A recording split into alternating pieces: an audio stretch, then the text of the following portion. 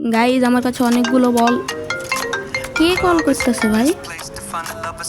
Arafat spider. Hello, পিপি করবো আমার লগে? ইয়েস করব। তো আজ যদি আমি পিপিতে জিততে না পারি তাহলে গোল্ডেন ফান্ডা নুব মুভি থেকে যাবে। এবং অনেক দিন ধরে অনেকজনের রিকোয়েস্ট ছিল please PVP with Arafat spider.